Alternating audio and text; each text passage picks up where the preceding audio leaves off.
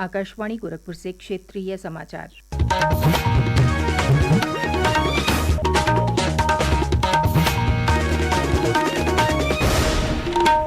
नमस्कार। समाचार बुलेटिन के साथ मैं सुकीर्ति अस्थाना। प्रदेश के उप मुख्यमंत्री ब्रजेश पाठक ने लखनऊ के राष्ट्रीय वनस्पति अनुसंधान संस्थान में आज 2 दिवसीय CSIR स्टार्टअप कॉन्क्लेव का फीता काटकर उद्घाटन किया। स्टार्टअप शोधार्थी, नवाचार उद्यमियों, निवेशकों और नीति निर्माताओं को एक मंच पर लाने के उद्देश्य से आयोजित इस कार्यक्रम में कल मुख्यमंत्री योगी आदित्यनाथ और केंद्रीय मंत्री जितेंद्र सिंह भी शामिल होंगे। इस अवसर पर NBRI के निदेशक डॉक्टर अजित कुमार शासनी ने कहा कि इस आयोजन से हरित अर्थव्यवस्था और रोजगार सृजन को बढ़ावा मिलेगा। प्रधानमंत्री नरेंद्र मोदी ने स्वतंत्रता दिवस पर लाल किले के प्राचीर से वस्तु और सेवा कर यानी GST में और अधिक सुधारों की घोषणा की थी। इस महीने की 3 तारीख को GST परिषद ने आम लोगों के लिए जीवन यापन को बेहतर बनाने के लिए कई क्षेत्रों के लिए कर में कटौती की थी। स्वास्थ्य क्षेत्र में GST सुधारों पर एक रिपोर्ट।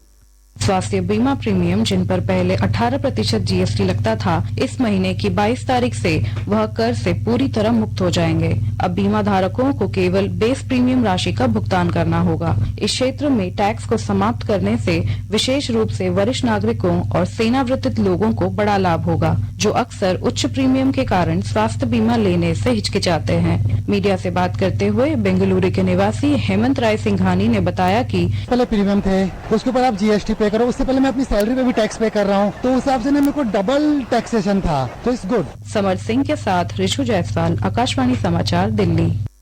प्रदेश के सभी जिलों में आज हिंदी दिवस मनाया जा रहा है। इस अवसर पर हिंदी भाषा के महत्व पर चर्चा के लिए संस्थाओं द्वारा विविध कार्यक्रम आयोजित किए गए हैं। हिंदी के उन्नयन को लेकर निबंध और भाषण जैसी विविध प्रतियोगिताएं भी आयोजित की जा रही हैं, जिसमें लोग बढ़ चढ़कर हिस्सा ले रहे हैं। आज से ही कई संस्थाओं में हिंदी पखवाड़े और हिंदी सप्ताह की शुरुआत हो रही है। इसके तहत अगले 15 दिन तक हिंदी से जुड़े विविध आयोजन किए जाएंगे। मुख्यमंत्री योगी आदित्यनाथ ने प्रदेशवासियों को हिंदी दिवस की बधाई दी है। उन्होंने कहा है कि हिंदी हमारी एकता का आधार और अस्मिता का प्रहरी है। ये भाषा समस्त देशवासियों को एक सूत्र में पिरोती है।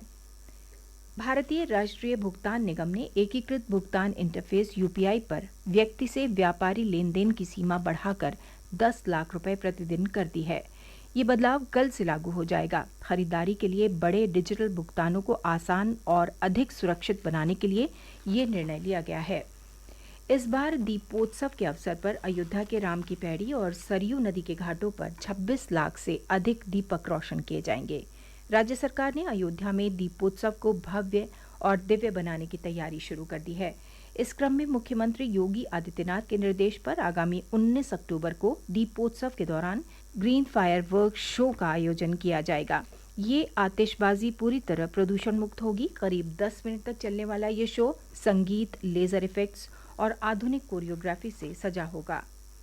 सेवा पखवाड़ा के अवसर पर समाज कल्याण विभाग एक विशेष आयोजन करने जा रहा है।